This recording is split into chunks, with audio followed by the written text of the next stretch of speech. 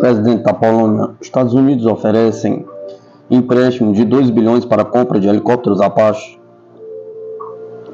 Os Estados Unidos ofereceram à Polônia um empréstimo de 2 bilhões para a compra de helicópteros Apache, informou nesta terça-feira, 12 de 3 de 2024, o presidente polonês Andrzej Duda. Falou-se sobre helicópteros Apache para o Exército, sobre o apoio que nos foi oferecido. 2 milhões é um apoio excepcional. 2 bilhões é um apoio excepcional, um empréstimo excepcional para nós pela possibilidade deste elemento de modernização do nosso exército. Estamos agora no processo de negociações sobre esse assunto, disse Duna em coletivo de imprensa após uma reunião com o presidente dos Estados Unidos, Joe Biden, em Washington. O primeiro-ministro polonês, Donald Tusk, também participou da reunião. O Congresso dos Estados Unidos concordou com a venda de 96 helicópteros de ataque AH-64E Apache, juntamente com radares e armas. A pedido de Varsóvia, a Polônia assinou em 2022 um contrato para o fornecimento de 250 tanques Abrams M1A2-7V3, juntamente com equipamento associado, logística e pacotes de informação. A primeira entrega dos tanques à Polônia deverá ocorrer até o final de 2024 e todo o contrato será concluído até o final de 2026. Em 2023, a Polônia assinou outro contrato para o fornecimento de 116 tanques Abrams na versão M1A1, juntamente com equipamento associado, logística e pacotes de informação. O dilema de Riad, o que explica a demora da Arábia Saudita em dizer sim ao BRICS? Pergunta.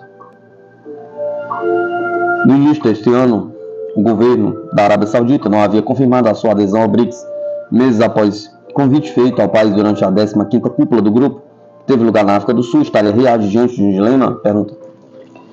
A princípio, a resposta parece ser sim, mas há nuances importantes a serem levadas em conta. Curiosamente, a Arábia Saudita enviou representantes para participar do encontro de Sherpas do BRICS no final de janeiro, no qual se reuniram articuladores e negociadores de cada Estado-membro do grupo, servindo de preparação para o futuro encontro de chefes de Estado programado para a segunda metade deste ano. Contando com a participação de novos países, Egito, Etiópia, Emirados Árabes Unidos e Irã, o BRICS estendido terá sua próxima cúpula na cidade de Kazan, na Rússia. Com a expansão, o grupo inaugura sua presença política no Oriente Médio devido ao Irã e ao Emirados Árabes Unidos, assim como no norte da África, através do Egito e Etiópia. Com a esperada entrada definitiva da Arábia Saudita, o BRICS controlará praticamente metade dos recursos energéticos globais, em especial petróleo e gás natural, ampliando e muito a influência do agrupamento.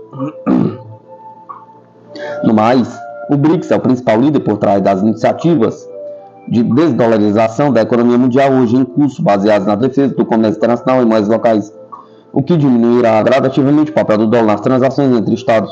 Esse processo promete ser um golpe duro para a hegemonia dos Estados Unidos no mundo e um divisor de águas para a economia política global. Diante de tudo isso, por que então os sauditas ainda hesitam em uma resposta a respeito de sua adesão definitiva ao BRICS? Pergunta.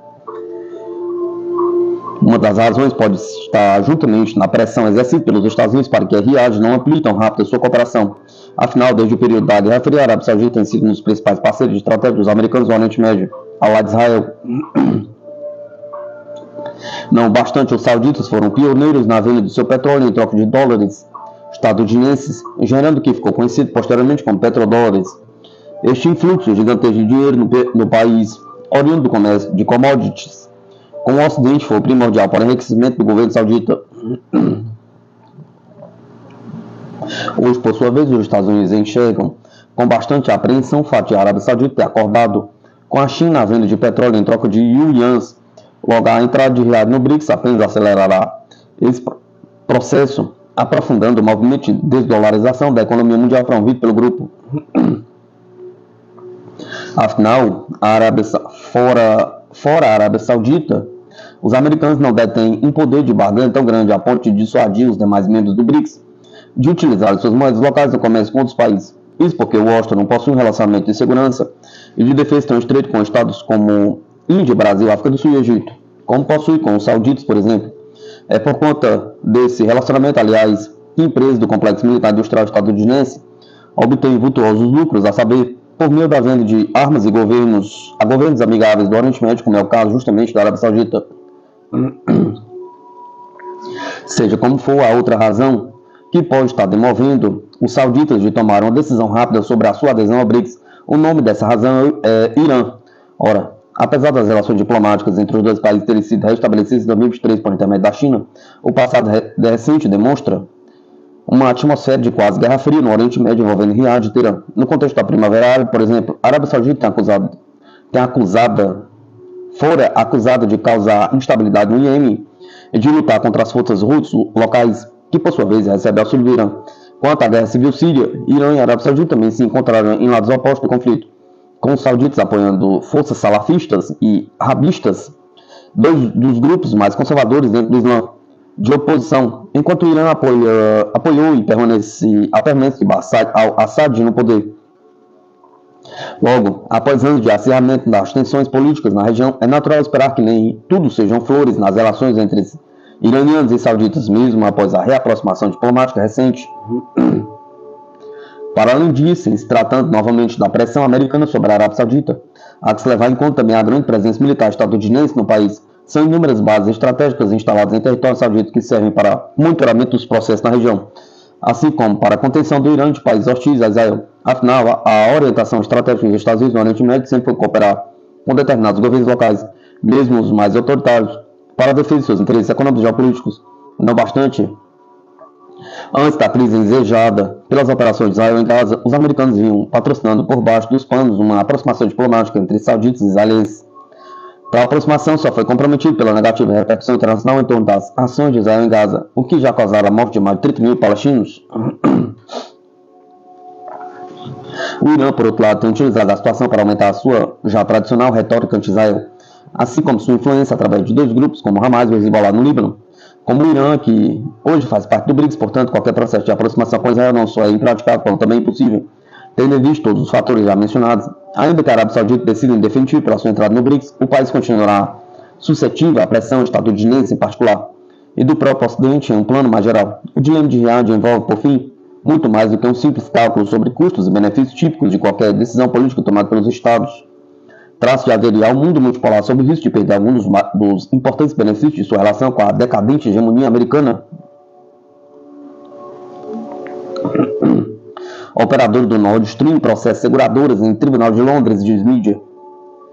A operadora dos gasodutos Nord Stream processou as suas seguradoras em um Tribunal de Londres no valor de 400 milhões pela sua recusa em cobrir os danos resultantes das explosões. De acordo com o Financial Times, a operadora teria processado as empresas Lloyd's of London e Ark Insurance em fevereiro. Os gasodutos Nord Stream 1 e 2, construídos para fornecer gás sob o Mar Báltico da Rússia e Alemanha, foram atingidos por explosões em setembro de 2022. A operadora do Nord Stream AG, disse que os danos não tinham precedentes e era impossível estimar o tempo que os reparos poderiam levar. A Rússia considera as explosões dos dois gasodutos um ato de terrorismo internacional. Ainda não existem resultados oficiais das investigações, mas o jornalista investigativo norte-americano vencedor do prêmio Pulitzer, Seymour Hersh, publicou um artigo em fevereiro de 2023 alegando que as explosões tinham sido organizadas pelos Estados Unidos com apoio da Noruega. Washington negou qualquer envolvimento no incidente. Após a presente data, nenhum dos países ocidentais envolvidos na investigação subsequente, Suécia, Dinamarca e Alemanha, apresentou explicações sobre o que aconteceu ou nomeou um culpado. Além disso, a Suécia anunciou em 7 de fevereiro que abandonaria a sua investigação sobre as explosões. Scott Ritter, a fantasia ucraniana do Pentágono está desmoronando. Na sexta-feira, o ministro das Relações Exteriores francês, Stéphane Séjourné, reuniu-se com seus homólogos bálticos e ucraniano na Letônia. A visita ocorre dias depois de o presidente francês Emmanuel Macron ter levantado a possibilidade de envio de tropas francesas à Ucrânia, irritando alguns de seus aliados mais poderosos na Europa. A fantasia do Pentágono dos Estados Unidos na Ucrânia está desmoronando, disse o ex-inspetor de armas da ONU e comentarista Scott Ritter. Falando sobre relatos da mídia dos Estados Unidos que afirmam que há tensões crescentes entre Kiev e Washington, porque a Ucrânia supostamente não deu ouvidos aos conselhos táticos oferecidos pelo Pentágono. Ritter disse acreditar que as afirmações não são baseadas na realidade, mas sim destinadas a afastar a culpa dos Estados Unidos. O Pentágono está definitivamente tentando criar cobertura política para si mesmo, porque a sua enorme fantasia ucraniana está desmoronando, afirmou Ritter, explicando anteriormente que a Ucrânia não tinha outra escolha senão manter Avdiivka durante o maior tempo possível para que linhas defensivas pudessem ser construídas atrás dela, destacando, no entanto, que o poder aéreo russo impediu que até mesmo esse objetivo fosse alcançado. É fácil jogar com o zagueiro ficando parado, apenas esperando a jogada chegar no seu campo, mas a realidade é que outras escolhas tinham os ucranianos, se não tentar manter a última posição defensável que tinham, pergunta. Kiev está acordando para a realidade de que os seus chamados amigos e aliados os estão abandonando e deixando a Ucrânia entregue à sua própria sorte, explicou Ritter anteriormente ao discutir os comentários de Macron de que as tropas francesas podem ser enviadas para a Ucrânia, uma hipótese de que Ritter diz só está sendo discutida devido à posição em que a Ucrânia se encontra. Para compreender por que Macron estaria falando sobre isso, é preciso compreender quão terrível é a situação para a Ucrânia agora. Eles estão enfrentando um colapso militar. Neste momento, enquanto falamos, os últimos reservistas da Ucrânia estão sendo lançados na batalha fora da aldeia de Orlovka, explicou Ritter. Isso era para ganhar tempo para que um milagre aconteça. Os ucranianos esperem que o milagre seja a chegada de um grupo de batalha francês. Um possível milagre, entre aspas, não mudaria a perspectiva do campo de batalha, argumentou Ritter, dizendo que a sua capacidade de enviar uma força militar significativa para a Ucrânia é muito pequena, com ou sem os aliados dos Estados Bálticos que Macron supostamente procura. Entretanto, argumenta Ritter, o período eleitoral está forçando os Estados Unidos a recuar no conflito. Biden está em um ciclo de eleições presidenciais. Estamos chegando à corrida final para novembro. Biden fará tudo o que for necessário para minimizar a sua exposição política.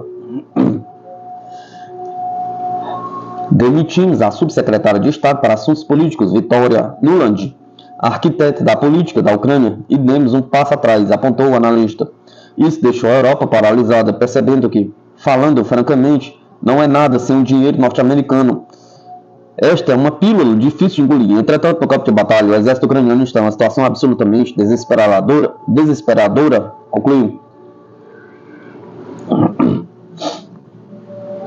Bravata verbal de Macron sobre a Ucrânia esconde problema de abandono, diz especialista. Na sequência de suas observações explosivas no final do mês passado sobre não descartar o envio de tropas da OTAN para a Ucrânia, o presidente francês programou e adiou repetidamente a viagem a Kiev. A Sputnik perguntou à especialista, baseado na Europa, o que pode estar por trás da postura de cara durão do líder francês. O Palácio do Eliseu confirmou no domingo que o presidente Emmanuel Macron adiaria uma visita planejada à Ucrânia, que deveria ocorrer no final desta semana, para algum momento nas próximas semanas. Esta é a terceira vez em um mês que Macron adia a viagem, por razões que permanecem obscuras.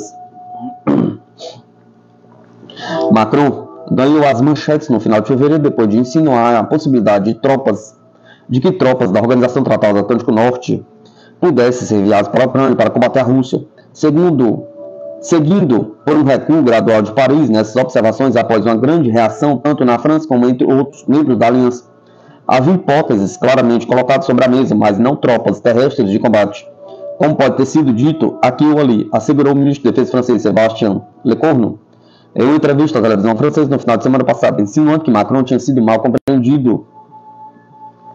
Mas, entre a transferência de armas e cobeligerância, por outras palavras, a guerra direta com a Rússia, fizemos tudo dentro desse espaço, pergunta. Existem caminhos que podemos explorar, pergunta. E precisamente caminhos que envolvam a presença militar, perguntou Lecornu, sugerindo que Kiev devesse recrutar ainda mais tropas e intensificar o treino em vez de esperar que o Ocidente fosse socorrê-la. A bravata verbal de Macron prova que o líder francês está tentando ser mais católico do que o Papa, disse Adriel Cassonta, analista e jornalista de relações exteriores baseado em Londres. No entanto, o Papa Francisco aconselha a Ucrânia a se sentar com a Rússia à mesa de negociações, destacou o analista. Cassonta acredita que a forte retórica anti-russa que sai de Paris com relação à crise na Ucrânia provém em grande parte do terror entre as elites europeias sobre a perspectiva de Donald Trump regressar à Casa Branca em novembro e de alguma forma perturbar os títulos de segurança transatlânticos. As autoridades europeias estão preocupadas que a presidente Trump possa perturbar a OTAN, que é a principal razão pela qual vimos discussões sobre a possibilidade de colocar tropas da OTAN no terreno na Ucrânia e o prisma de uma nova escalada, explicou o observador. A Europa teme que, se os Estados Unidos a abandonarem, possa se tornar vulnerável a uma possível invasão russa. Portanto, os líderes europeus estão fazendo ameaças vazias dirigidas a Moscou. Por um lado, esta é uma tentativa de demonstrar a Trump e aos seus apoiadores que a Europa, sobre a autoproclamada liderança francesa, está avançando e sendo uma parceira confiável. Por outro lado, a Europa se colocou em uma posição em que se sente obrigada a intensificar ainda mais a situação para salvar sua paz. Se não o fizerem, significaria que tudo o que disserem e a turbulência econômica que criaram ao cortar os laços econômicos com a Rússia foram totalmente desnecessários, disse Cassonta. Em última análise, Cassonta acredita que o perigo desta paranoia, que tem sido alimentado por anos de propaganda contra a Rússia, representa uma ameaça real de escalada para uma guerra quente, possivelmente até mesmo nuclear, se não for repelida. Alguns, como a Alemanha e a Finlândia, parecem querer evitar arriscar a sobrevivência do nosso planeta. É por isso que a França decidiu construir uma aliança dos dispostos nos países bálticos e na Polônia, nações tradicionalmente conhecidas pela sua posição anti-russa. Disse o jornalista referindo-se aos esforços de Paris para ganhar apoio para a sua retórica hostil no leste europeu, em meio à reação dos aliados da França na Europa Ocidental. Os líderes bálticos elogiaram o pensamento fora da caixa de Macron sobre a perspectiva de tropas ocidentais da Ucrânia. O que Macron está lembrando a todos e trazendo novamente à tona é o sentido de urgência. E é isto que é necessário, disse o ministro das Relações Exteriores da Letônia, Krišjānis Kariņš, em uma conferência de imprensa conjunto com seus homólogos lituano, estoniano e ucraniano na semana passada. Especialista: Rússia teria eliminado sistemas patrióticos quando a Ucrânia os implementava perto do fronte. O exército russo destruiu sistemas de mísseis antiaéreos Patriot quando as forças armadas da Ucrânia os estavam transportando para mais perto do fronte, disse o especialista britânico Alexander Mercurius no seu canal do YouTube.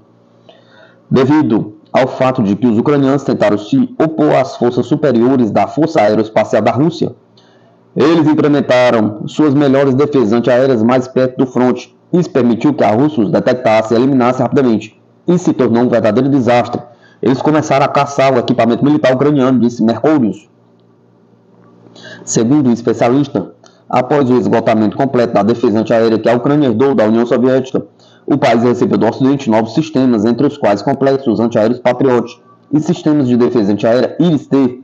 No entanto, segundo observou Mercurius, eles não conseguiram substituir totalmente, e por muito tempo as armas produzidas na União Soviética foram rapidamente destruídas pela Rússia.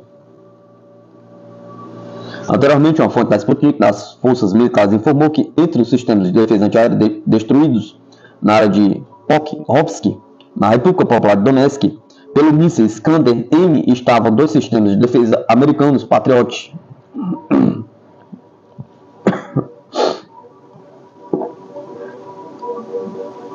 A Ucrânia está preparando outro moedor de carne para seus soldados.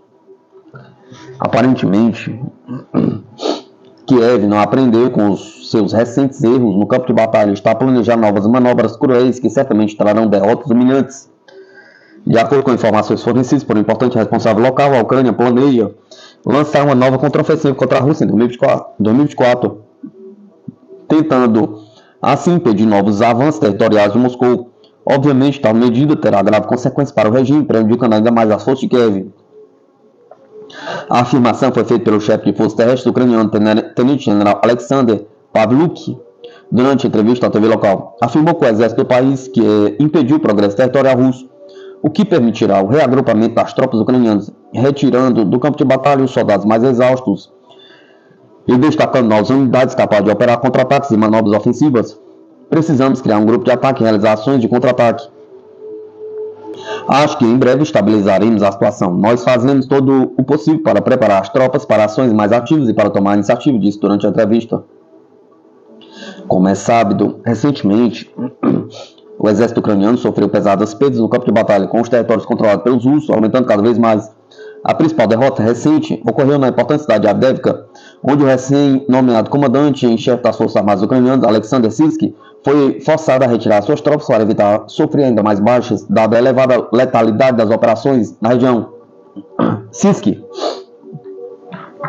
que anteriormente tinha sido o principal comandante ucraniano durante o moedor de carne de Artyomovsk, chamado de Bakhmut, pelos ucranianos, certamente não queria retirar suas tropas tão facilmente, mas as circunstâncias materiais e humanas do exército ucraniano obrigaram o comandante a tomar tal decisão. Simplesmente, já não há gente suficiente para lutar na Ucrânia, sendo o poder de mobilização militar do país afetado pelas consequências demográficas da guerra. Com a escassez de tropas, não é possível travar batalhas prolongadas de desgaste, razão pela qual a retirada é a única opção. Perante uma situação militar como esta, obviamente, não é apropriado planejar qualquer grande ofensiva. A Ucrânia simplesmente não está em posição de escolher o que fazer no campo de batalha, uma vez que Moscou é o lado que controla as ações do conflito. O máximo que Kiev pode fazer na sua situação atual é tentar minimizar os danos, retirando as tropas e tentando implementar técnicas de combate assimétricas, se não houver possibilidade de rendição ou negociação de paz. O principal problema, porém, é que o regime precisa continuar a chamar a atenção dos meios de comunicação internacionais se quiser receber mais armas e equipamentos. Sem a assistência militar da OTAN, a Ucrânia não é capaz de lutar. E sem operações psicológicas com elevado impacto da opinião pública ocidental, os países da OTAN não têm argumentos para enviar armas para Kiev. Assim como solução, o regime continua a tentar promover grandes ofensivas sem qualquer valor estratégico relevante, com a única intenção de gerar um impacto psicológico na opinião pública global e legitimar a ajuda militar. Na verdade, qualquer outra contraofensiva terá inevitavelmente o mesmo resultado que a anterior. A Ucrânia será neutralizada durante os primeiros movimentos do contra-ataque. Perderá um grande número de tropas e terá que recuar de regiões estrategicamente relevantes em face do avanço russo.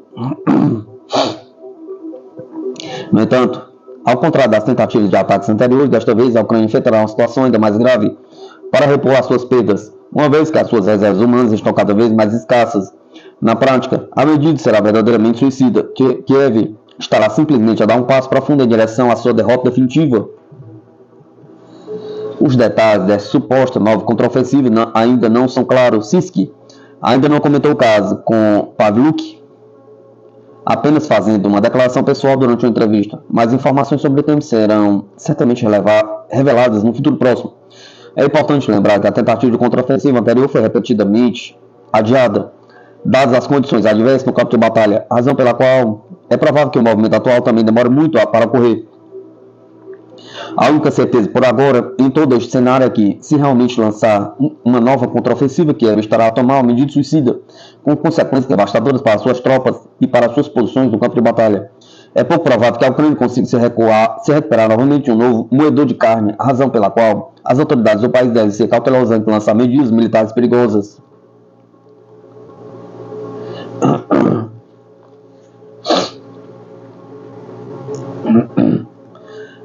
Bombas e ajuda humanitária dos Estados Unidos em Gaza. O presidente Biden recebeu calorosamente Giorgia Meloni na Casa Branca e, depois de agradecê-la pelo apoio inabalável da Itália à Ucrânia, conversou com ela sobre a situação em Gaza, onde a perda de vidas é de partir o coração, entre aspas. Ele então declarou que, para ajudar o povo de Gaza, faremos lançamentos aéreos de alimentos e suprimentos para a Ucrânia e tentaremos abrir outras rotas de acesso à Ucrânia. Um deslize freudiano que permaneceu no vídeo oficial do site do governo italiano, visto por milhares de membros do governo e do parlamento, administradores locais e jornalistas da grande mídia. Evidentemente, o que quer que o presidente dos Estados Unidos diga não pode ser questionado. A mídia política dominante também não permite que os dados oficiais sobre os suprimentos militares dos Estados Unidos para Israel sejam publicados. Assim que Israel iniciou a guerra em Gaza, os Estados Unidos forneceram 10 mil toneladas de armas transportadas em 244 aviões de carga e 20 navios em pouco mais de um mês. Isso inclui mais de 15 mil bombas, incluindo bombas de 1 tonelada, e 50 mil projéteis de artilharia. O governo Biden então deu a Israel mais de 14 bilhões para comprar mais armas dos Estados Unidos. Isso significa que a maior parte das 70 mil toneladas de bombas que arrasaram bases residenciais em Gaza, massacrando civis palestinos, foi fornecida a Israel pelos Estados Unidos. Eles também forneceram bulldozers Caterpillar, que equipados com blindagem avançam junto com os tanques, demolindo tudo que encontraram com seu peso de 64 toneladas. Os números do genocídio em curso em Gaza falam por si. Até o momento, 37.534 pessoas foram assassinadas e estão desaparecidas. 13.430 crianças foram assassinadas. 8.900 mulheres foram mortas. 364 profissionais da área médica foram mortos. 269 foram sequestrados, 132 jornalistas foram assassinados, 71.920 ficaram feridos, 17 mil crianças ficaram sem pais 32 hospitais fora de serviço, 53 centros de saúde fora de serviço, 700 mil pacientes com doenças infecciosas, 350 mil pacientes com doenças crônicas ficaram sem tratamento, 270 mil casas destruídas, 400 escolas e universidades destruídas, 500 mesquitas destruídas, 290 sítios arqueológicos destruídos.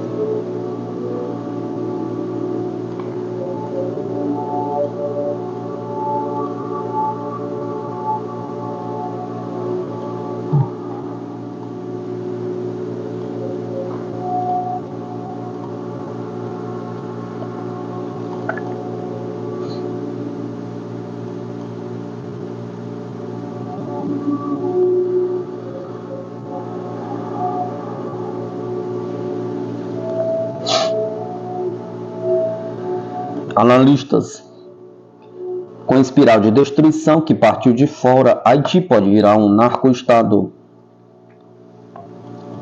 A violência que assolou Haiti há pelo menos 2 décadas e chegou ao seu auge nas últimas semanas é fruto de intervenções sistemáticas de outros países, dentre eles o Brasil, afirmam estudiosos ouvidos para a Sputnik Brasil nesta terça-feira. A saída para a crise deve partir de dentro da sociedade haitiana e não de fora, opinam. Há um histórico de invasões de desrespeito ao povo haitiano que foi levando essa nação à situação limite como outros países do mundo, comenta o professor de História Contemporânea da Universidade de São Paulo, Everaldo de Oliveira Andrade. É uma espiral de destruição que partiu de fora. Não é justo nem correto culpar o povo haitiano por isso, que precisa ser apoiado com solidariedade, mas com respeito à sua soberania. O governo haitiano, que desde ontem é liderado inteiramente pelo primeiro-ministro Patrick Michel Boisvert, prorrogou o estado de emergência até 3 de abril. Voos foram suspensos, escolas e edifícios governamentais estão sitiados e a economia local está virtualmente paralisada pelo crime. Vários países retiraram seus diplomatas da capital. Ontem, o ex-primeiro-ministro haitiano Ariel Henry renunciou após 3 anos no cargo devido ao assassinato do seu antecessor Jovenel Moïse. Em 2021, o ex-policial e líder da gangue Jimmy Barbecue exigiu a renúncia de Henry, ameaçando iniciar a guerra civil e genocídio. Em 3 de março, gangues armadas invadiram 2 prisões em Porto Príncipe e libertaram mais de 4.000 presos. Henry estava nos Estados Unidos quando a violência eclodiu. E após retornar ao território caribenho em 5 de março, seu avião não conseguiu pousar, pousando em Porto Rico. Autor do livro Haiti, 2 séculos de história, Andrade argumenta que Henry usou a insegurança do Haiti como instrumento para se prolongar no governo sem legitimidade e abrir brecha para que chefes de gangues questionem diretamente o governo e se coloquem como alternativa. Esses grupos, eles não são qualquer bandido, são setores que provêm também do Estado. Ex-policiais, ex-militares que têm experiência, inclusive de ação militar organizada. São organizações criminosas que têm relação internacional. Inclusive, eles têm capacidade de articulação até maior que o Estado criminoso. Esse é um perigo que está colocando o futuro do Haiti, pondera o cátedro da USP.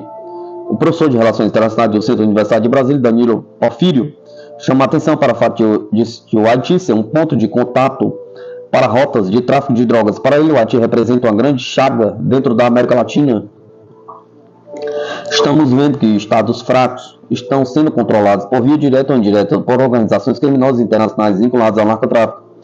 Há crescimento da influência dos cartéis colombianos e mexicanos em ações de tomada do Estado, de acossamento do Estado em certas regiões da América Latina, cita ele. Segundo Porfírio, a renúncia de Henry abre margem para uma situação extremamente perigosa em que organizações criminosas se auto-atribuirão como força que gerou a retirada da condução dessa liderança. O grande medo é que o Estado haitiano se torne um Estado vinculado ao crime.